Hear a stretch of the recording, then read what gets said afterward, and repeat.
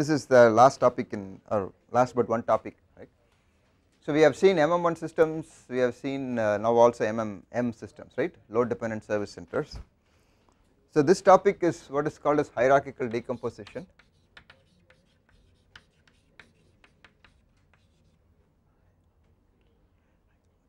Okay.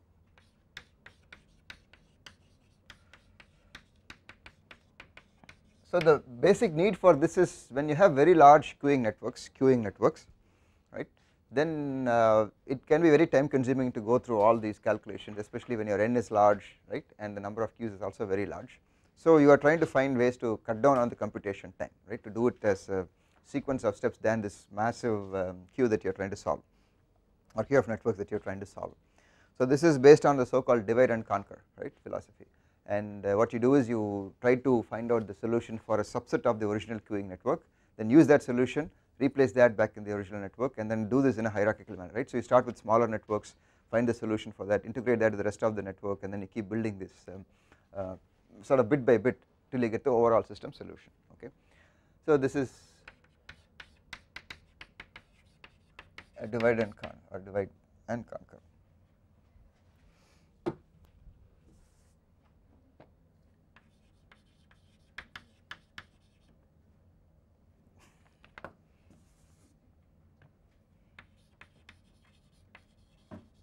Okay, got it. Divide and conquer, right. So the idea is that you solve a subnetwork at a time in the overall queuing network.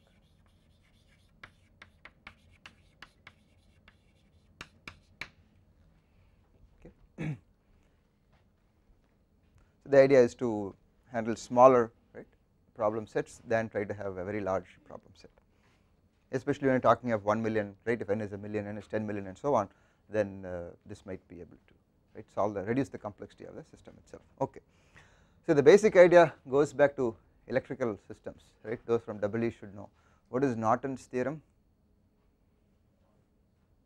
Norton's theorem? The current is equal at a node. Current flowing and current coming out, sum is 0. Norton's, there is no notion of equivalent circuit, right, where you can short a circuit, then find out the effective current flowing through that, then replace that in the larger network and so on, right. So the exact same thing is what they will talk about in this particular case. Okay, so let's look at so this is the original network, right.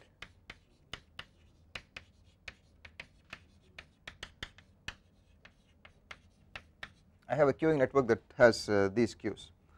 Let's see, we'll start with a queue here, another queue here.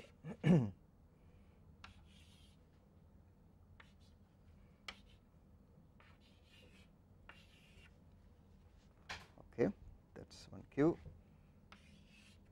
that flows here. Here is another queue, and this flows here for another queue, and then this goes to a delay center.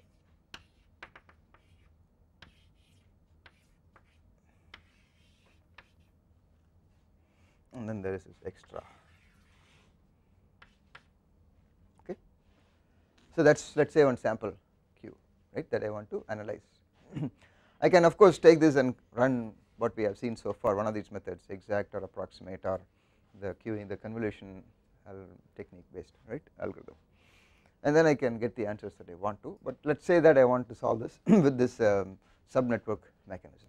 Okay, so I have to basically take this network and through whatever rationale that I have, break it up into two networks. One we call as the designated network, and one is called the aggregate network. Okay, so let us say this queue, I can look at either one queue or a combination of queues, right. I can basically look at a complete subnetwork. I could take these two queues and that form that my designated network, and then R could be all these three also as a designated network and so on. Okay. So I break up the original network into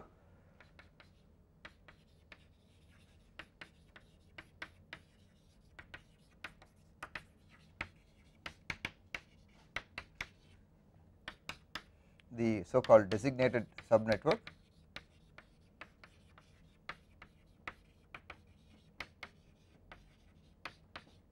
and then the rest of the network, which is the aggregate network. Okay.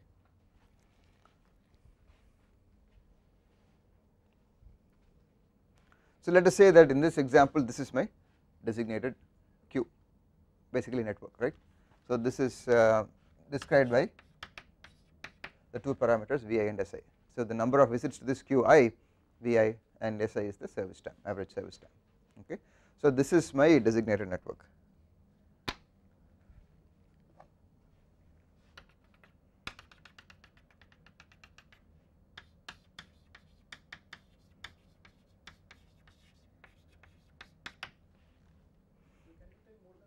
Yes, you can take a subset also. Okay.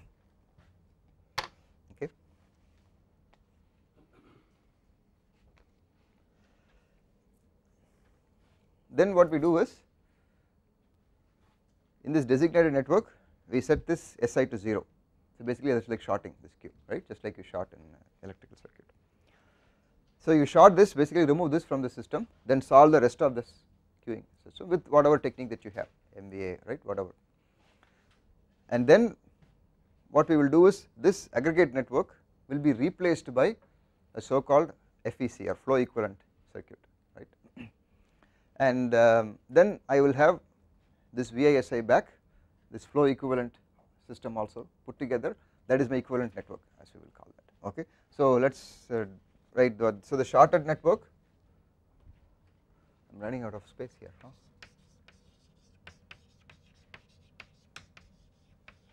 So for the shorted network, set all the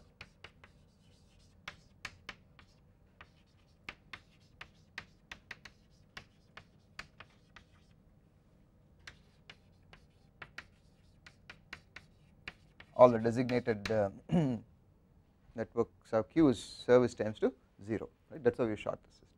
So this shorted network will basically look like this. It is going to be essentially redrawing the whole thing, but let us do that for the sake of.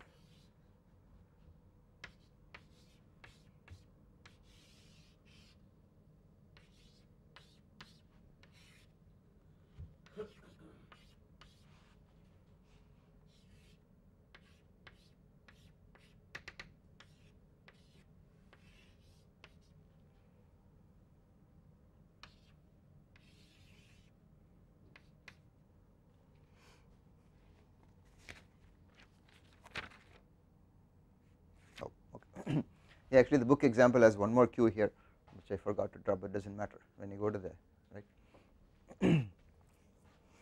So if there is a queue here, then that also gets retained, which I dropped in my drawing here, but that is basically what is happening, right. Your designated network is shorted, and that is your, this is your aggregate subnetwork now, which you can solve with the help of whatever techniques that we have. Okay. Okay. So the basic steps, we will come to what happens next, right. The basic steps are, select your designated network and then the aggregate network, right. So that is the first step, which we saw already. And then let all the service times in Dn be 0, right. This is the shorted network.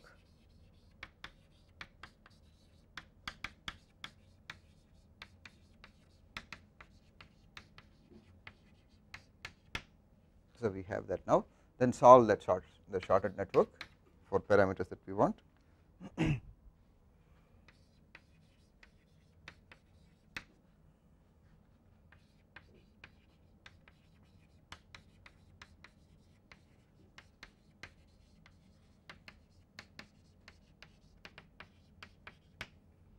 So this solve meaning find out the throughputs and response times and things like that, right, but mainly throughput is what we are interested in.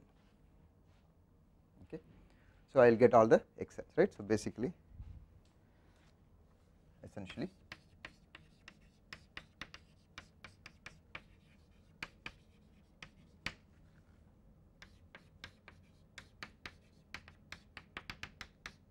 right. So you know the n that you are trying to solve for in the original network. So try to find out the throughput of this shorted network for various values of n, 1, 2, 3, 4 and so on, right. The MA you will get that, right, because we do that anyway in a recursive manner. Okay. So then we go back to this original system here and then replace this aggregate network with the flow with so called FEC, right.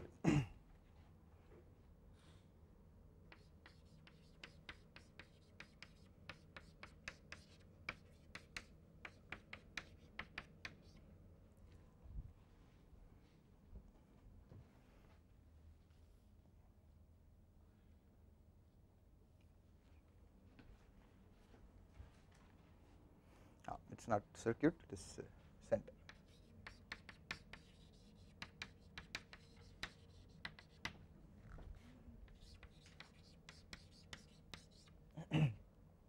Okay.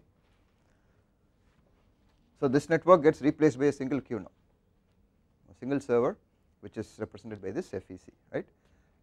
And for this FEC what do we need to know? We need to know two things, right, Vi and Si. So Vi is set to 1, okay, and Si is set to, that is what we will see, right. For this FEC, so the FEC is basically a load dependent service center,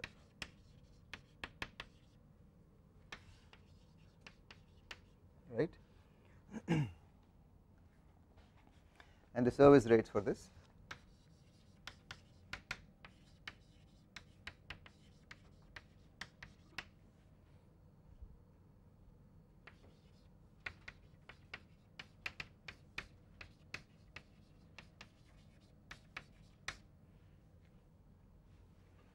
so when there are n customers in this queue, the service rate is simply the throughput that you see in the shorted network. So what you found here, right, this is the x of this is x shorted n. So for when there are n customers in this particular FEC, the corresponding service rate is simply the throughput. Well, this is we are just have to take it at blind faith for now. If you want really have to go back to that Chandy's paper from 75, you could spend some time proving that, but for now we will just accept this, right, as a fact. I am sorry, aggregate network. This is the aggregate network. Everything else is the aggregate network.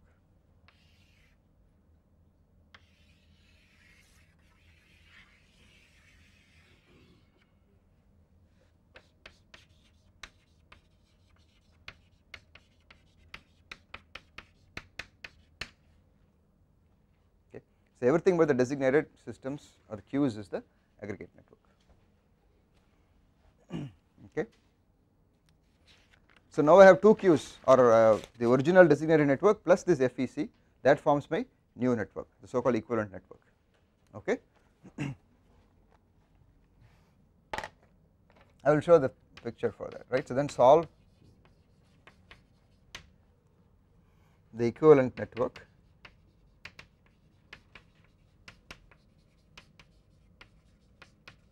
consisting of this FEC and your DN using the same thing, the LDSA, right, the load dependent service center model that we just now saw, right.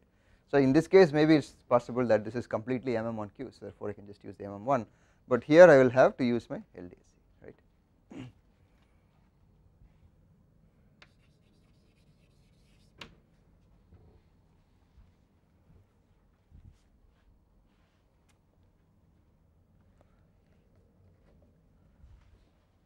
So essentially what we do now is go back to this original diagram,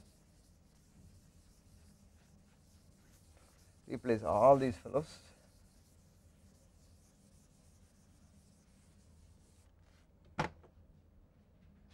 with an FEC. So packets come here, go to this FEC, which is, remember we draw the FEC like this, right, a tunable server, and here this the service rate is simply x of j well, we used that term, so let us be consistent there. Okay. And then you bring back, right, and then this self loop is needed, so that you can go back vi times to this first queue, and that is pretty much it. So this is your equivalent network.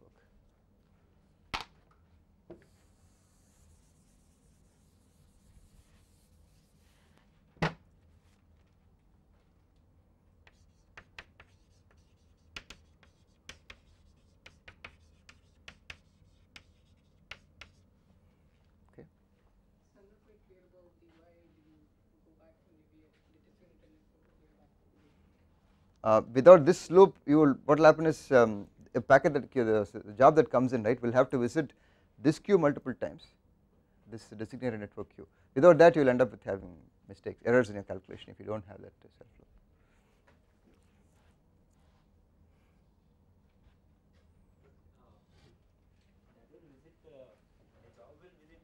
Vi times by going through other queues, right? There is only one queue, yeah. Yeah. In the original queuing network, the job will visit vi times one queue by after going through other queues. That's correct. That's correct. Yeah. So here the same thing is retained here. So here your queue definition now, this is again VISI. This is what the original definition was, right? There is no change. This queue is represented by Vi equals 1, and then this is the service time. This is the service rate for that particular queue. That's all. So you will now solve. In fact, we solved this example before. What we saw last class was basically this one. Remember, there was an FEC that we solved with only one queue. Equivalent queuing network, then it will be correct. See that this is Vi. Yeah, for both of them Vi. I don't. That is coming there Vi times. That means that it is going through that queue Vi times. As far as I know, that's. I don't think so.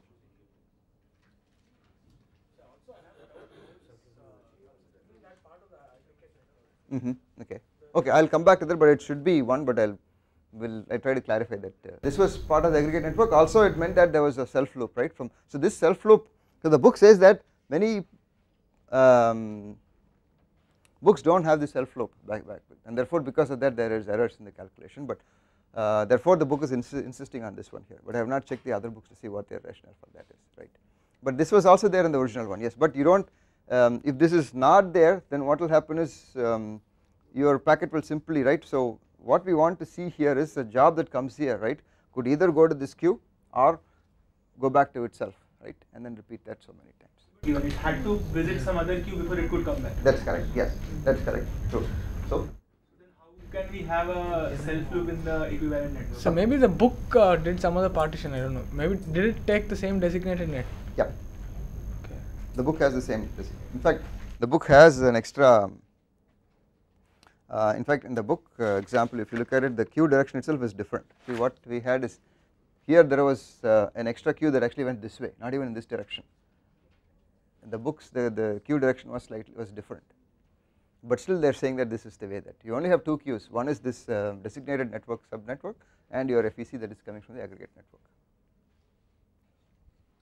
Some of this is, since I am just giving you the results as such, it is not intuitively showing through. Okay, give me time. I will go back and look at that and see if I can explain why some of these are true. Okay, so with this now, so what is the next? What's the big deal, right? So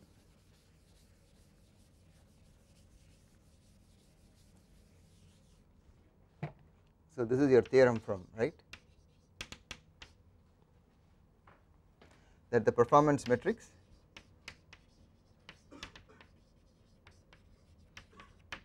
for the designated network in the equivalent network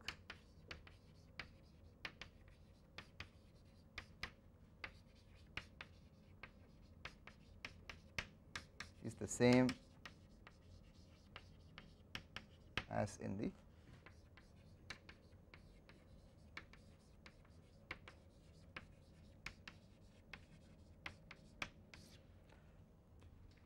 by solving for Dn in the equivalent network, you get the same results as we would have got by solving for Dn in the original network. That is the theorem that has been proved, and based on that I can simply analyze this equivalent network to get the metrics for the Dn components. Okay. In the aggregate network. In the aggregate, if you want the performance for that. Yes. So either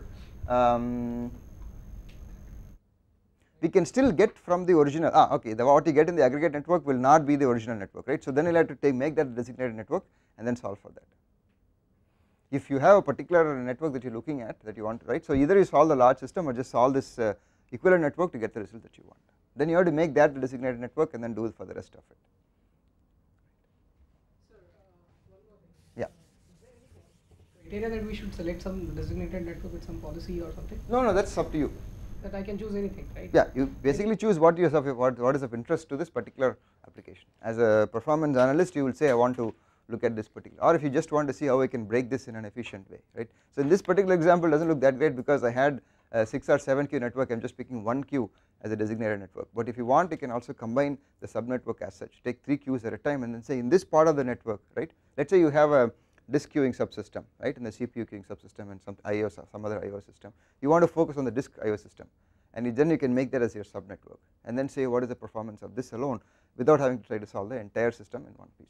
That's the advantage of this. Does it assume a particular kind of service distribution? Or yeah, those were required. Yeah, those were. It's required. Whether it's true for other things also I have to verify, but this one is at least for exponential that is certainly true. Okay, so that.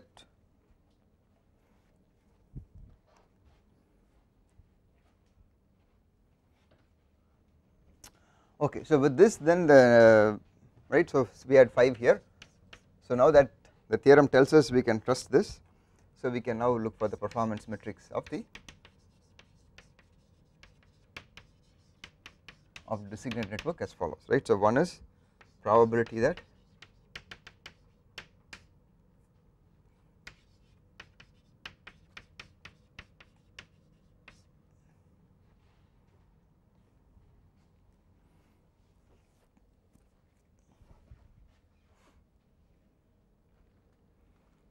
so the probability that there are j elements in ith devices queue, right, and remember that this could be other queues also in the designated network. So for each of these queues you will get the answer, right, because you are solving for MBA for those queues. So P of Ni equals j with n in the system equals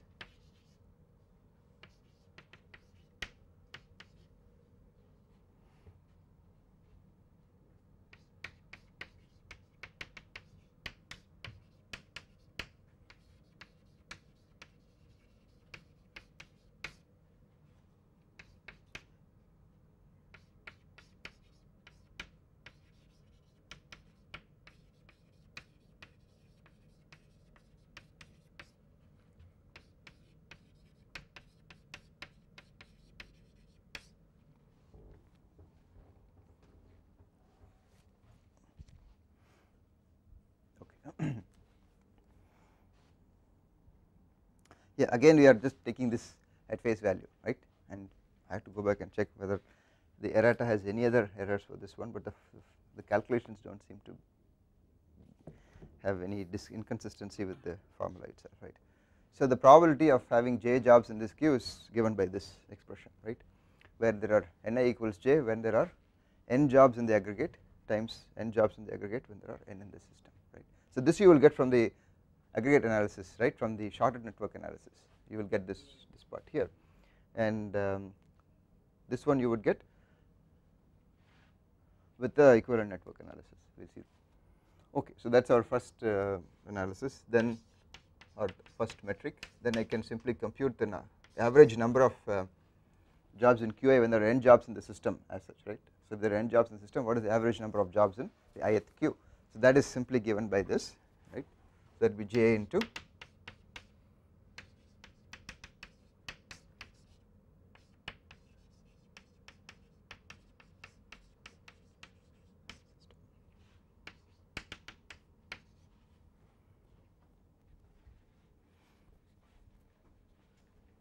okay. So once I get my P of Ni equals j, I can simply plug in this one to get the average Q occupancy when there are a total of n jobs, uppercase n jobs in the system as such. So that is your first analysis. So now I can derive the Q length distributions, right? So I can get the Q length distributions as well as the average Q occupancy.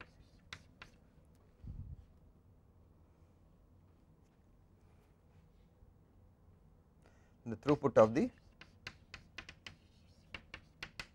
ith device in the equivalent network,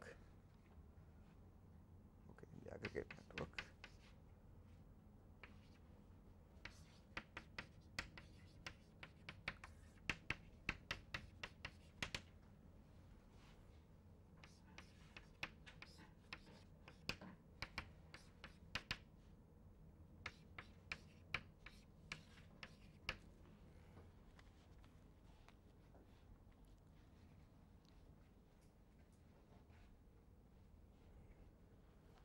So this we know from before, right, that x equals xj by bj. We look at the example to see how this can be, how this is actually calculated.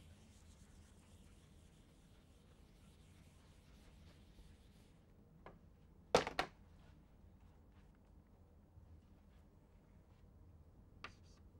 did I say, b, and then of course ri is qi by xi. Again the book has an error, it says qi into xi here, yeah, it is qi by xi, okay. So the book is in error.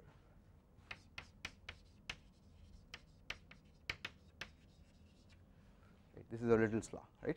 Once I know q, once I know x, I can compute r, then rest of it is straightforward, right. And then u of I, utilization of this si xi, right, which is also x into di.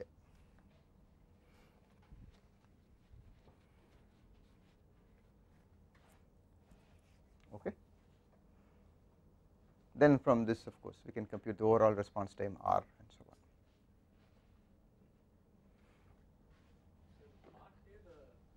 Refers to a device in AN or DN? I refers to device in the DN. In the DN. Yeah, yeah, I know here that the switch is there.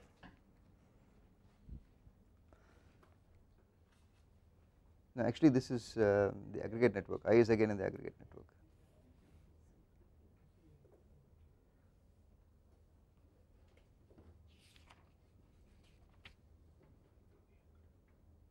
Okay, so no, this is actually this is AN. So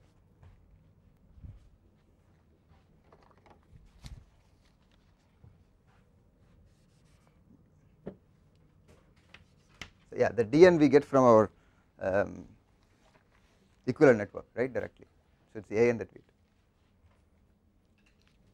Okay, so that is the process, right, to follow. So let us look at one example to see if this is any clearer. So some time back we had solved this, right.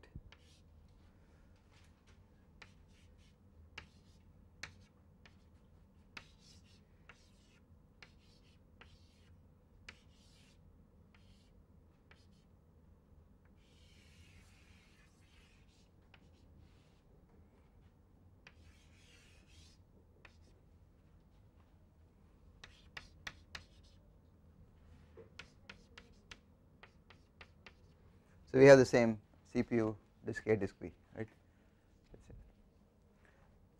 And the S here was point, I will just say S because we are going to use the same thing, right, S CPU 0.039.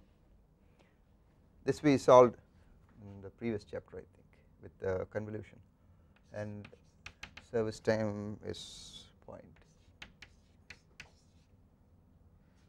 No, we did not solve this particular one. And then SB is 0.026, okay, and VA equals 13, VB equals 6.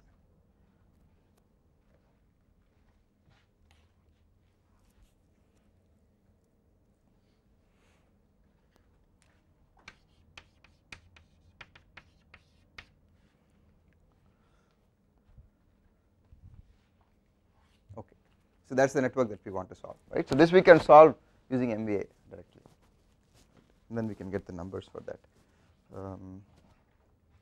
Let us see where we solve this.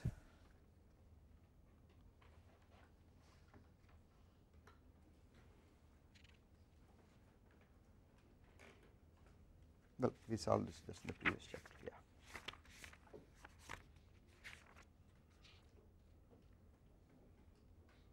Yeah, this was our convolution algorithm that we solved, right? So that was so what we got in terms of throughput.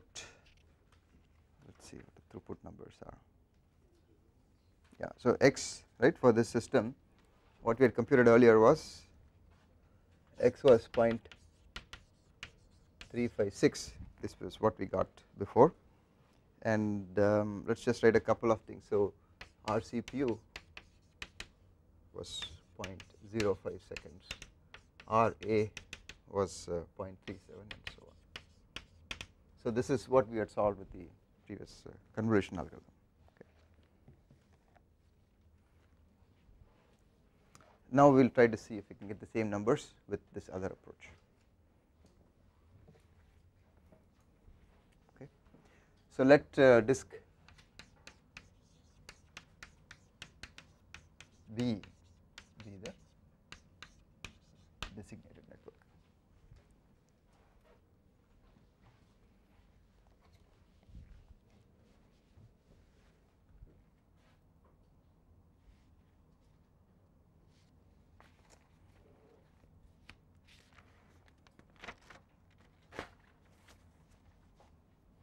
So now the shorted network is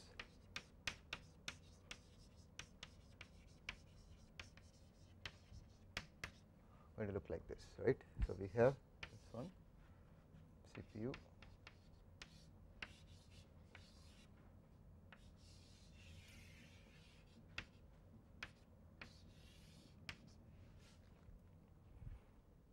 okay.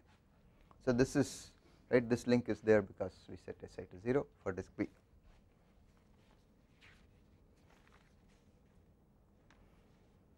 And so the parameters are the same as before, so we want.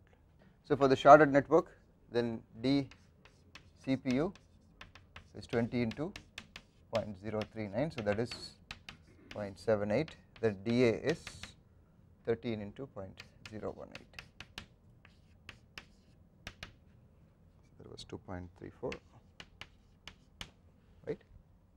Choosing any of the disks won't make a difference. No, Like, yeah.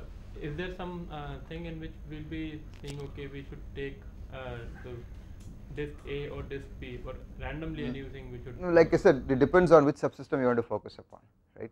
So when you're going to do this hierarchical, right, you're breaking down the system into smaller and smaller subsystems. Look at one subsystem and then make that your designated network. Then look at the rest of the network, right, as the aggregate network. But at the end of the day, we are looking at the complete system. At the overall, okay, in terms of complexity, whether one will give better solution than in terms of solution times, that I don't have a, I don't know how we're going to write that. You probably. If we take, by chance. In this example, it doesn't matter which one that you choose. You won't be having much of in terms of savings, computation savings time. In the case of a larger network, then that probably just comes by looking at some sort of some prior knowledge as to say that, right, because I can look at this system, then solve this because this is small enough, right, and then solve the larger system based on that, right. But other than that, whether there is a clear cut rule for choosing one or the other, I don't know.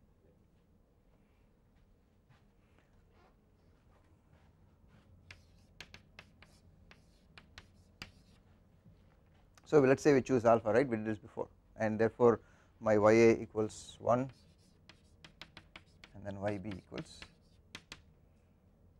3, and we are assuming that n equals, right, so this is all for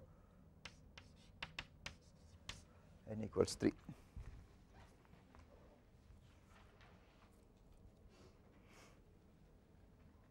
Okay.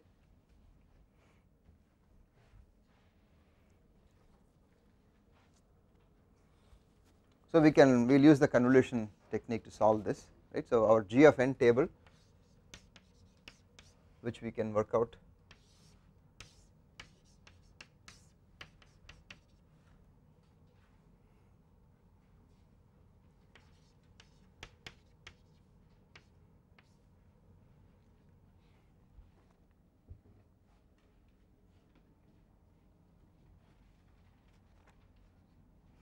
So remember that, right, the first row is simply 1 and the first column is ya to the power na, right. In this case ya equal to n, therefore all of this becomes simply 1, right, and ya equals 1 and yb equals 3. So how will this table now grow? So this y n minus 1, right, and the previous column, or y j minus 1, right. So 1 plus 3 into 1, therefore that is 4, then 1 plus 4 into 3, that is 13, and then this is 40. This is your g of n values, right.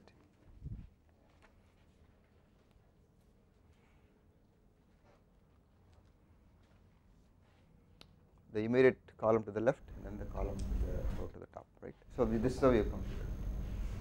So with this table I can now compute.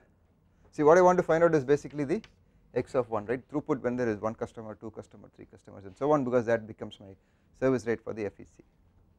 So x of 1 equals, so what is x of 1?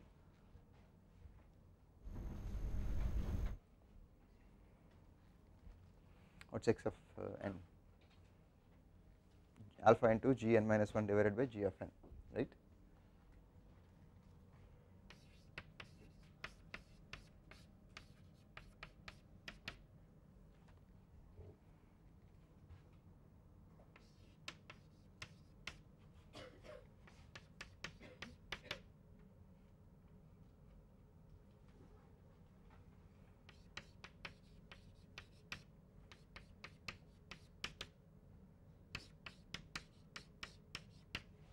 Okay, so this is in the shorted network, this is the throughputs for n equals 1, 2 and 3.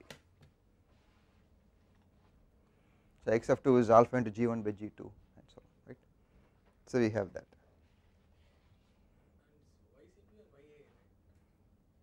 Did I say ya yb? Yeah, sorry, I see. I am using my old.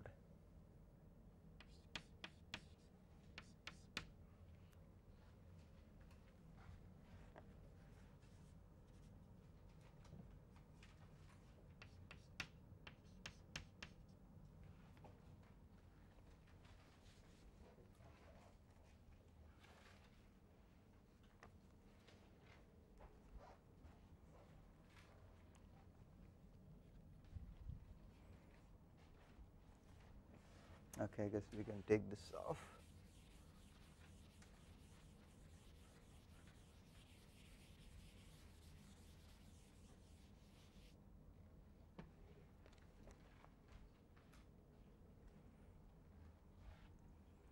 And then the probability that na equals j, if you remember, is ya, j divided by g of n,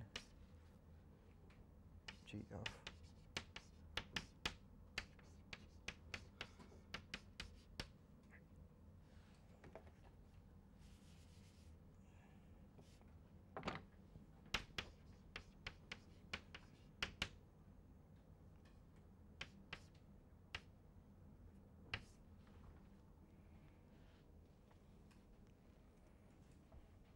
this is to find out the probability that there are j customers in this network, in the shorted network.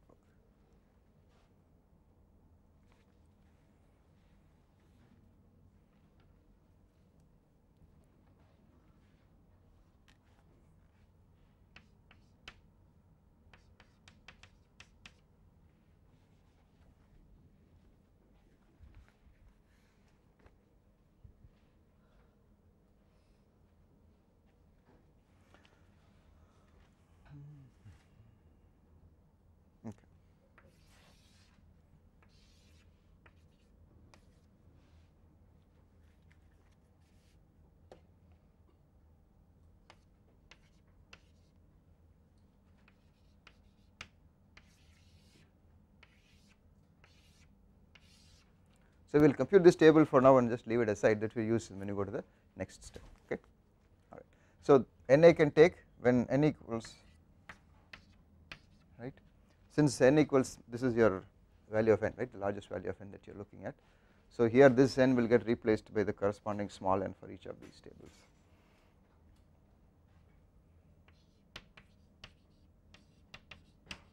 So when there is only one customer in the system, then Na can be either 0 or 1, right. The probabilities, which we will not look at computing for now, we will just note this down.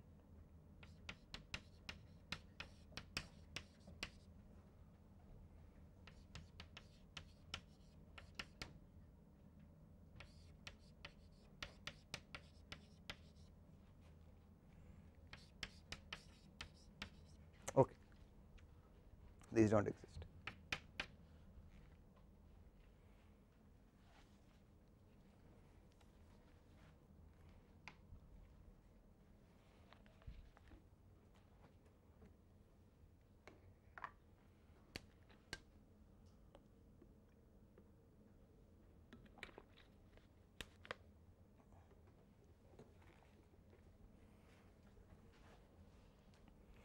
Question so far? So I computed the x's, and this is again available from the convolution algorithm. So we have just listed this table for now, which we will use later on, right, the distribution of the number of jobs in the ith queue, in H queue. So now I have my x, right. So my equivalent circuit is now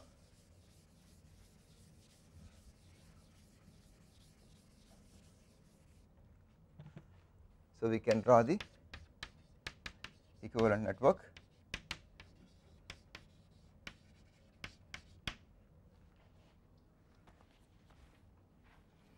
So we have this aggregate network replaced by the FEC, right, and this now feeds simply into the our disk B, which feeds back here, which in turn feeds back here. So this is how my network now looks like. So disk B is back into the picture, and then the rest of the network has become your FEC, right. And for FEC we know that, right. So FEC we specify by this table, right. So when there is one customer in this queue, the service rate is given by the x1 that we calculated there, which is 0.32, and then when there are two customers, the service rate is given by 0.3, and then this is, I am just rounding it off, right. So this is directly from this table here, that is where that is now useful. So now I have another network with simply two queues, one FEC, one disk B, right, and the disk B parameters are like before, right. So this is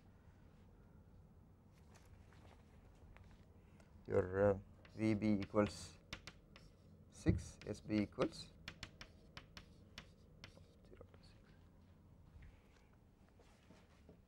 So that is the equivalent network that we are going to solve next.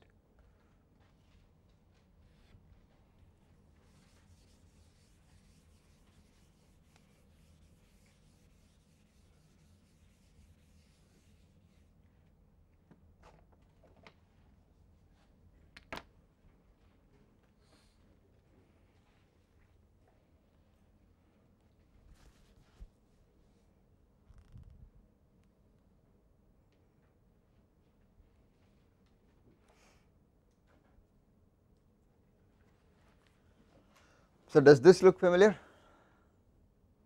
We did this, we solved this in the last class, right, when we did the load dependent service center, we actually solved this system where it is sort of weird, right, service rates. So what are the results that we got last time? What did we solve for?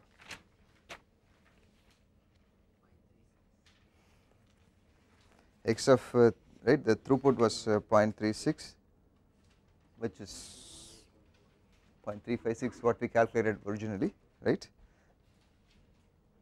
and RA for this system, actually we do not have, let us look at RB, right, RB is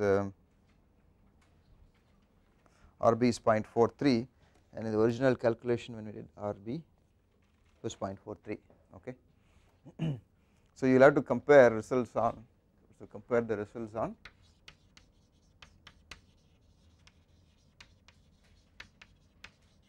I guess page 601, right, which is solving with the convolution algorithm, and then the one that is solved with this FEC technique. The FEC one is going to be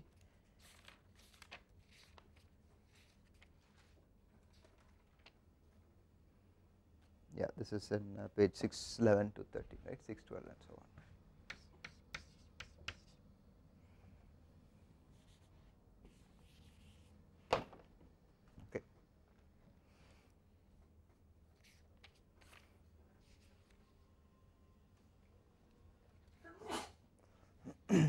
So what we had solved for this equivalent network, right, so for the equivalent network,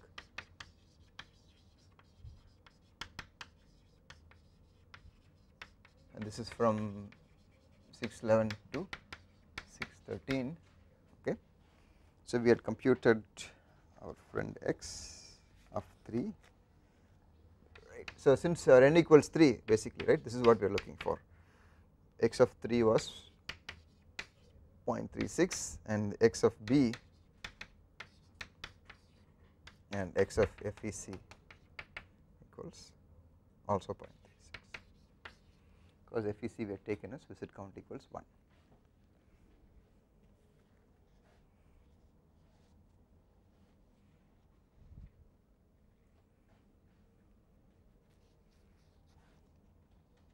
So this is what we already had computed last class, okay. Then we also computed several other things, right. We had computed the probability of 0 customers being in this particular queue when there are 2 customers in the system and so on, okay, we had computed that.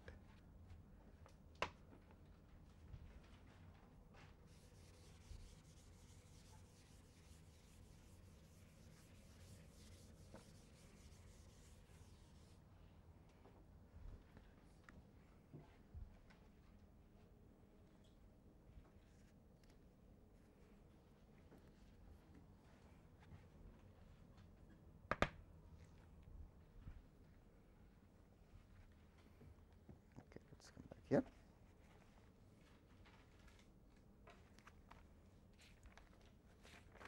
there is too much to flip back and forth here, okay. So for the FEC, right, for this shorted network we had computed some probabilities of 0 customers being in the FEC and so on, right. So the probability of 0 customers in the FEC when there are 3 customers in the system was given as 0.09, probability of 1 customer in this FEC is 0.18,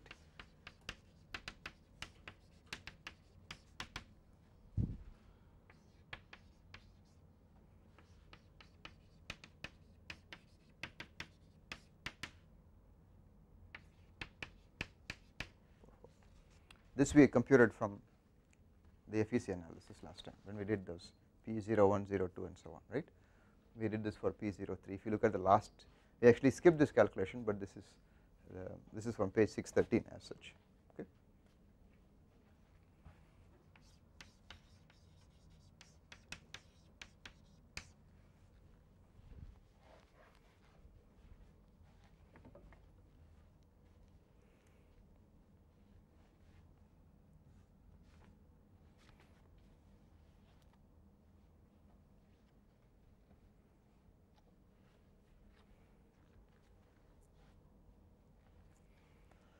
So what next, right. So with this, now for the designated network we have the results, right, which is the same as in the equivalent network, right, which is the original as well as equivalent are the same networks, right. Now if you want to get back to our aggregate network, then let us look at some of this expressions, right.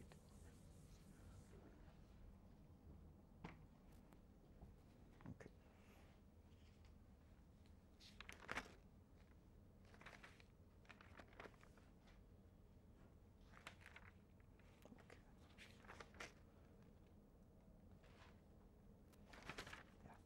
So now to look at the parameters for the aggregate network queue, right. So let us say we want to know the probability that in this queue A if there are no customers or no jobs when the number of jobs in the system is 3, right.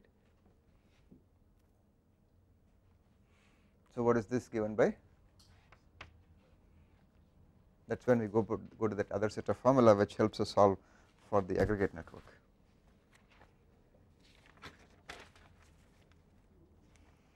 So this is given by probability of NA equals 0 when N equals 0, probability of N equals 0 when there are 3 customers.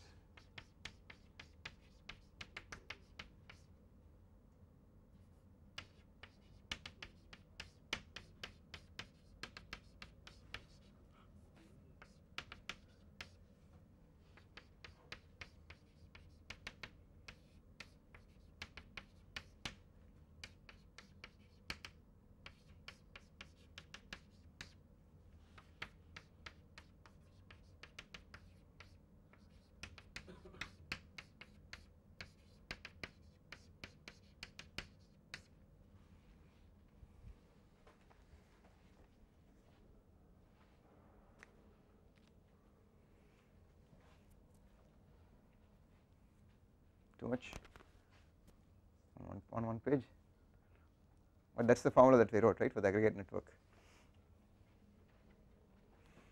Now this, so where do we get this from? This is from the FEC, right. From the FEC we know the distribution that there are 0 jobs in the FEC when there are 3 jobs in the system. What is the probability that there are 3 jobs in the FEC when there are 3 jobs in the entire system? So that we got from our equivalent network, right. So this we got from the equivalent network. So all this right side, right. Okay, this probability we got from the shorted network. We derived this from the shorted network. Remember I drew this table,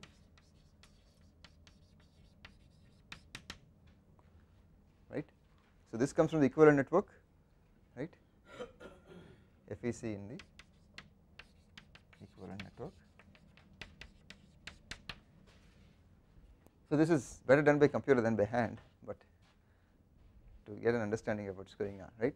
So this is what we derived with the table. I drew a little table, right, for N equals 0, 1, 2, 3, right. So what is the probability? So how do we proceed next, right. So we can compute this probability, because what I am trying to do is I am trying to compute their parameters, right, or the metrics in the aggregate network queues. So what is P of NA equals 0 given N equals 0? And there is no, simply 1, right, when there is no customer in the system, therefore this is 1 into, this is 0.09, then what is the probability that NA equals 0 when N equals 1? We go to our table, remember the table that we drew. So the NA equals 0 given that N equals 1 is 0.25, so this plus 0.25 into 0.18 plus, we go back to N equals 0, so 0.077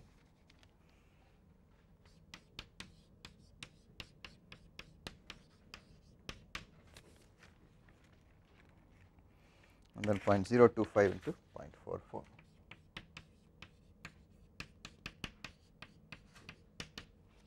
So now I have the probability of 0 customers in disk A when there are 3 customers in the entire system, and this works out to 0.166.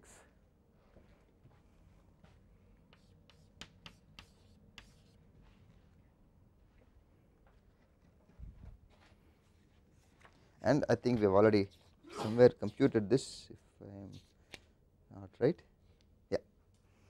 So how do we verify this? So we computed this with this approach, right, we computed this sometime before too, and that is on page 600, right.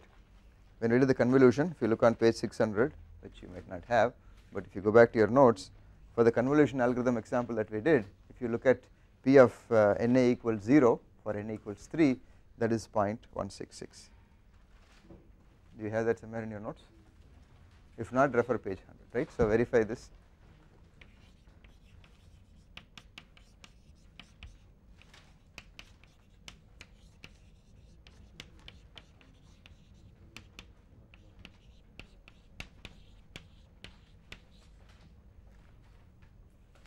So these are two ways to compute.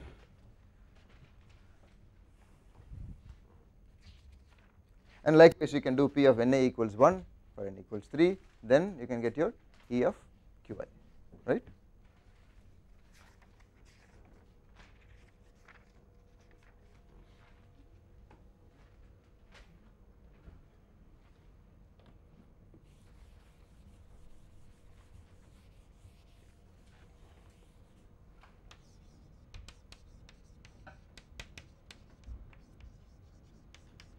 So likewise we can compute P of Na equals 1 given n equals 3, which is going to be 0.233 and so on, right, etc. So then I can compute Qi or Qa, right. So what is the average queue length for disk A when there are 3 customers in the system, right, given that n equals 3, right. This is for n equals 3.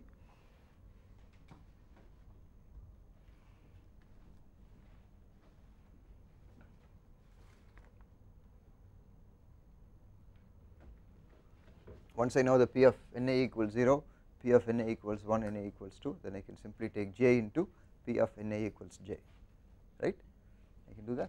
So this is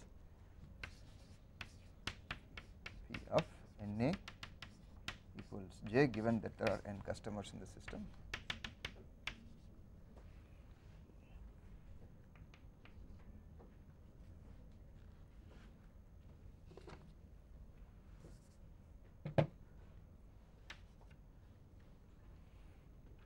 So that is how you can now systematically compute the other network queues also.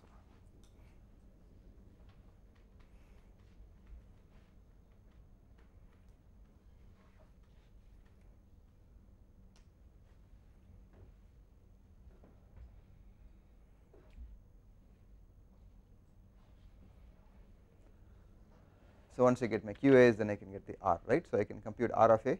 So R of A is now, and again we can compare this, right. So with this calculations we get this to be 1.73,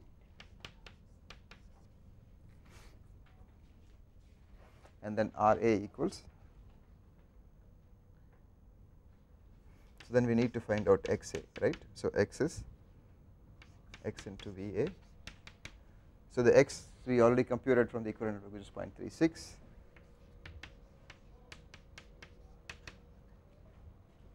This is 4.68.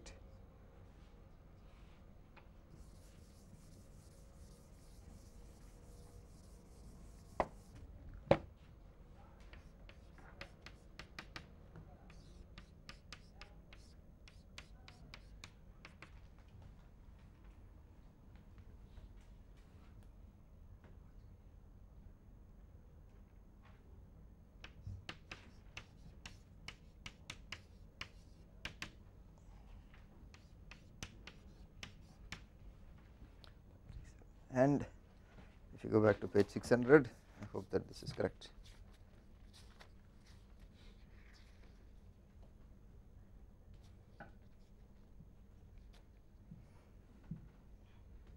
RA is 0.37. So again check with page 300, right.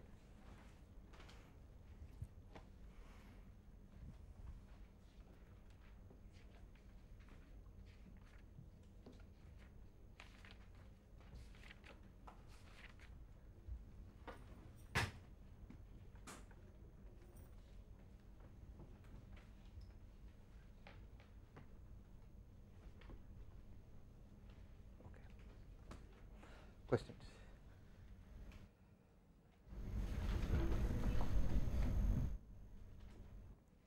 So another reason for using this decomposition is also when you have queues where some of the network of queues where some of the queues do not satisfy your product form conditions, right. We have some of the set conditions for product form in terms of service times, number of classes and types of classes and so on.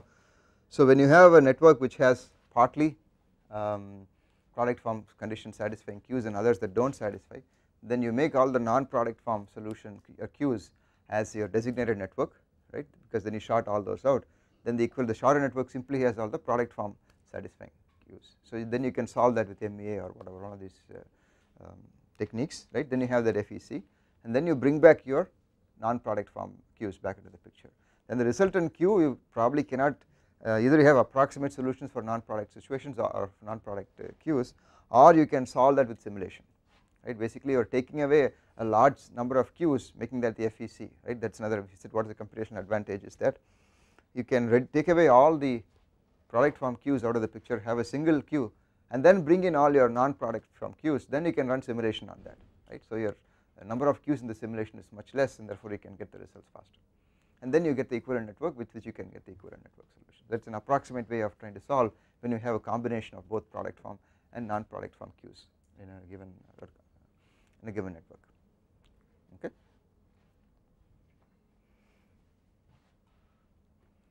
Questions? So we will have this for your last tutorial, right, so that you can try it out. I mean, sometimes it's just like routine number crunching, right, which you can easily do with the help of a computer. We do not have to go through this routine of trying to compute all this, but on the other hand, in some cases it's useful to know some of these techniques, right. Whether you use this in your particular system or not is not sure, but maybe at some point in time, right. These are just toolkits that you get to know that these exist, so that you can use them if at all there is a need for that. Okay. So this is the end of chapter 36. The last section of chapter 36 talks about some of the limitations of queuing theory, but this is written 20 years ago. I think it still holds true, but I have not really checked. I asked Rajan why he did not have an update on his later edition of his book, and he never replied to that. But he talks about all the difficulties of using queuing theory results as such. One is exponential times. There are several restrictions that we all know, right. And also when we look at systems where you have fork and wait, right, where you have processes that fork, then how do you solve processes or queues, right. So if you have CPU, right, that is running a job, and then the job forks, so you get a new job that is created in the system, how do you model that? There are several disadvantages of these models. I mean, this is an evolving field like any other field in math, and I am sure there are advances, but whether they are fully captured in textbooks or not, I do not know. But for I think our purposes, we will basically say goodbye to queuing networks, except for one topic that I said I will cover at the end, which is the balanced job bounds. So that is what we will finish off today, and then the next few classes will be more on how to conduct experiments, replications, comparing systems, and so on, which will be easier on the brain compared to what you have seen so far.